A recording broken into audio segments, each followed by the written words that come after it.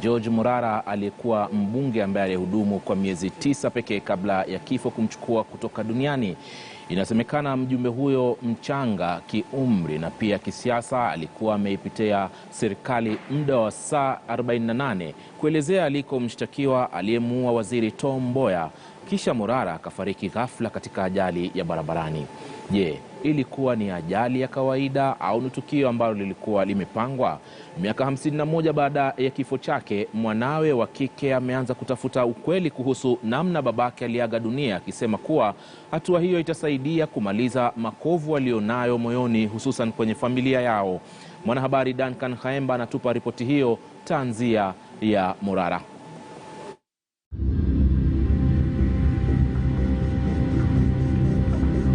All I was hearing that he's no more, but I did not understand as a child what death meant. Na mambo ya maendeleo, alipenda maendeleo na alipendwa na watu sana. He left a mark. He is the one who set up the foundation of the current Nyamira level 5. Daktari alifanya postmortem, aliandika ripoti akasema kwamba ilikuwa accident.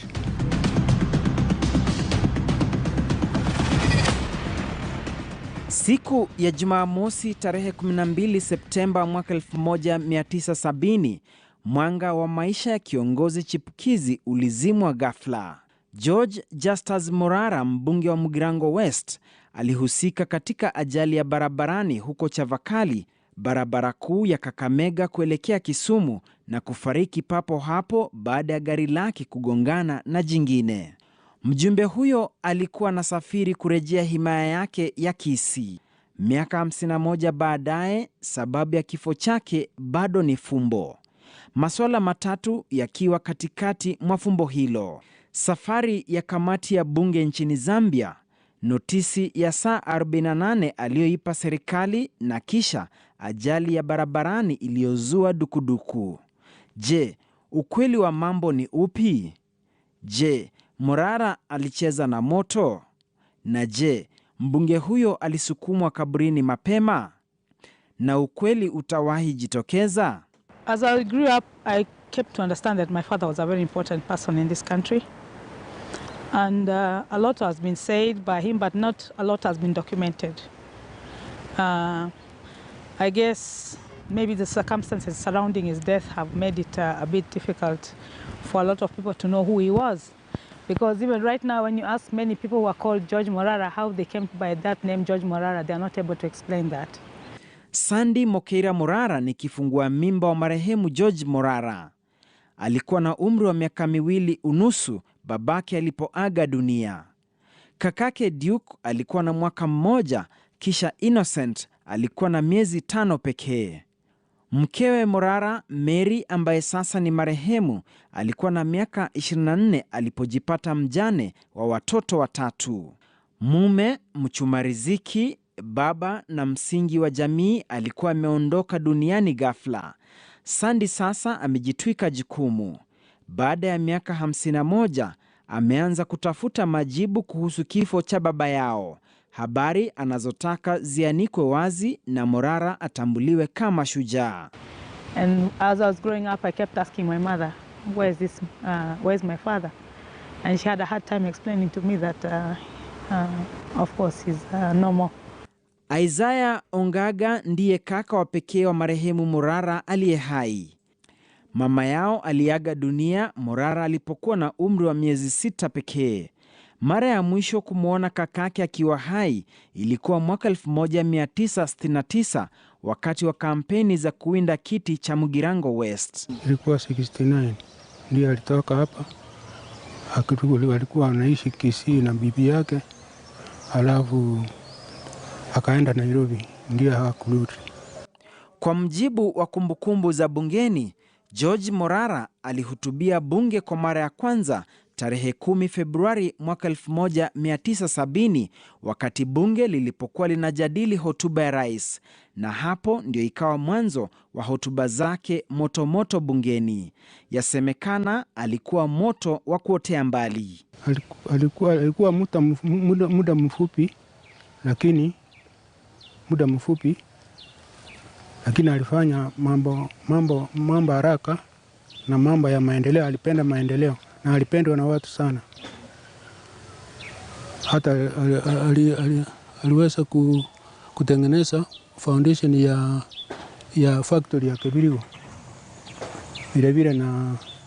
Vile na akaweka jiwe la secondary school ya Kibirigo.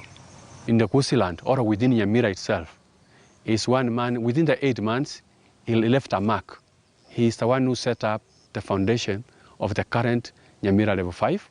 Mwezi Septemba mwaka 1970, kamati ya bunge kuhusu masuala ya jamii na ajira ilisafiri hadi nchini Zambia kikazi.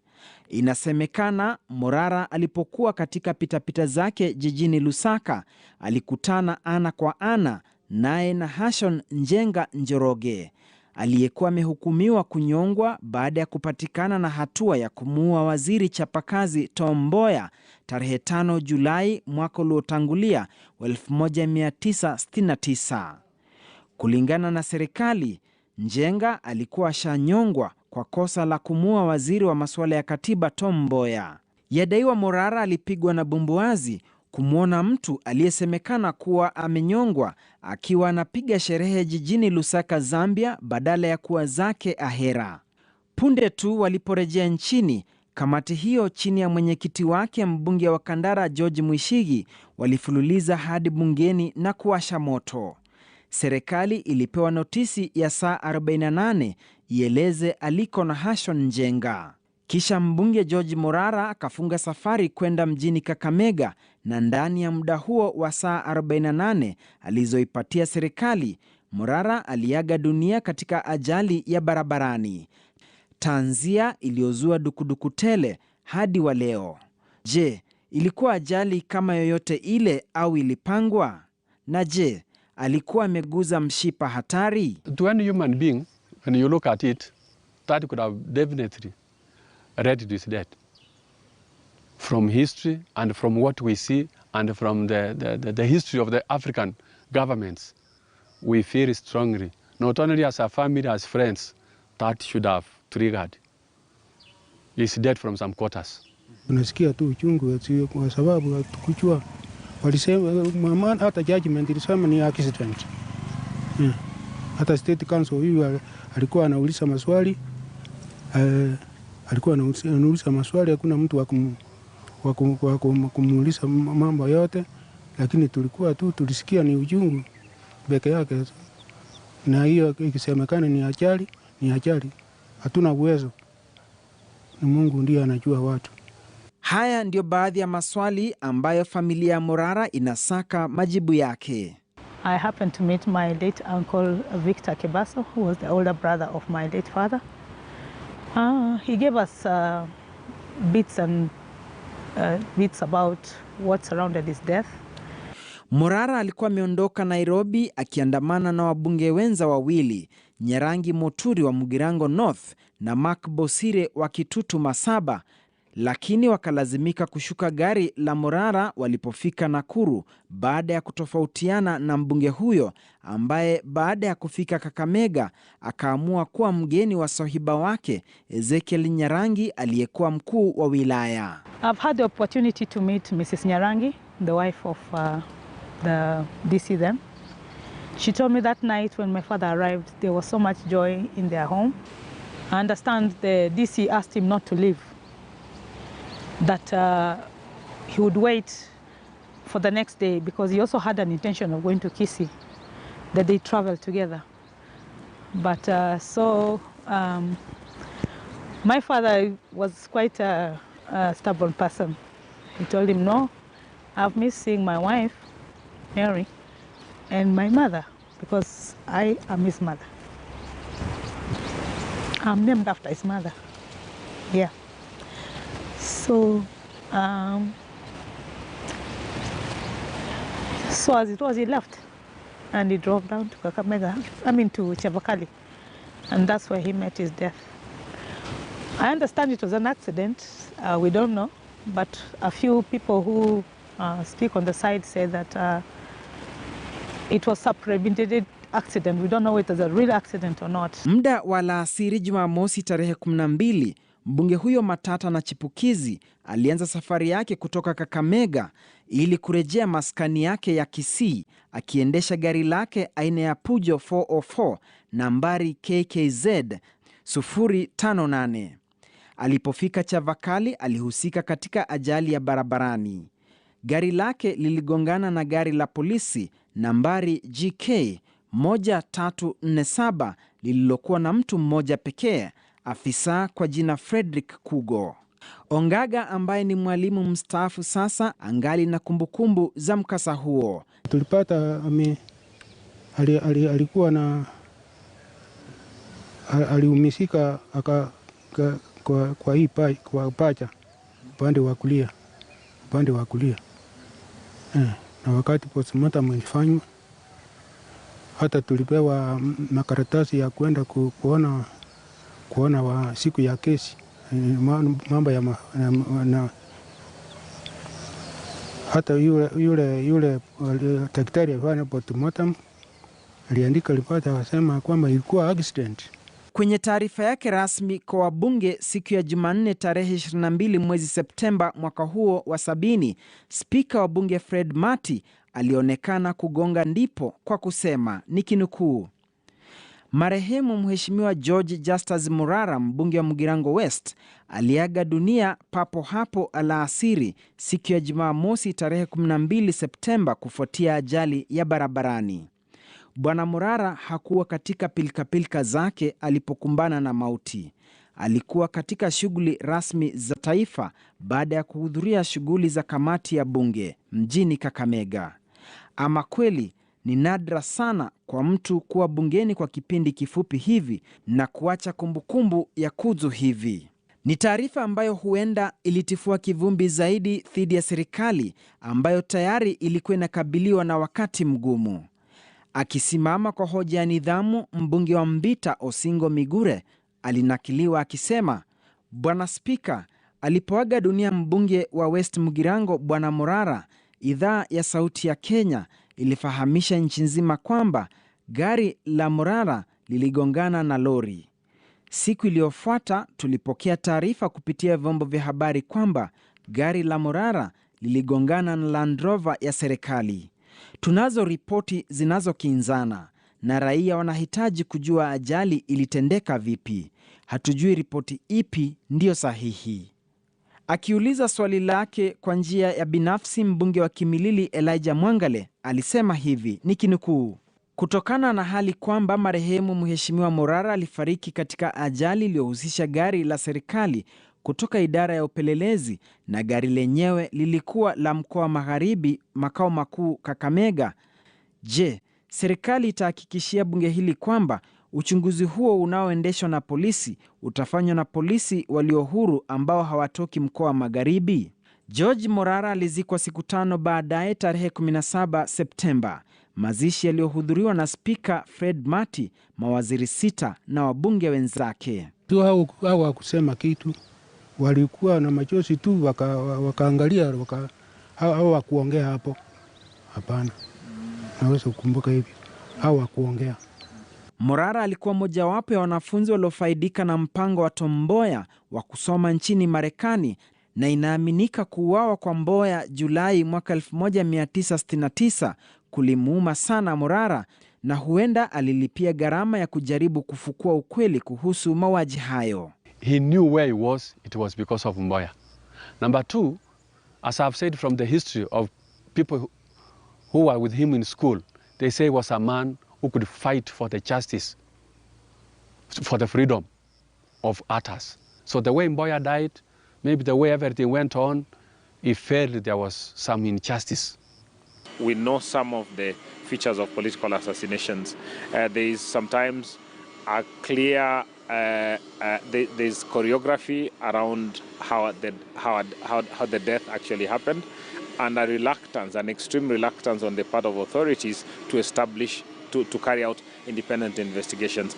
Now, in the case of Morara, it has those features. There has been a reluctance and a delay in carrying out an independent investigation? What is the fear of for carrying out an independent investigation if that investigation doesn't have political implications? George Kegoro, ambaye ni mtetezi wa haki za binadamu na mkurugenzi wa shirika la Open Society Initiative for Eastern Africa, anashinikiza kuwa ajali na kifo cha Morara itangazwe rasmi kama mauaji ya kisiasa.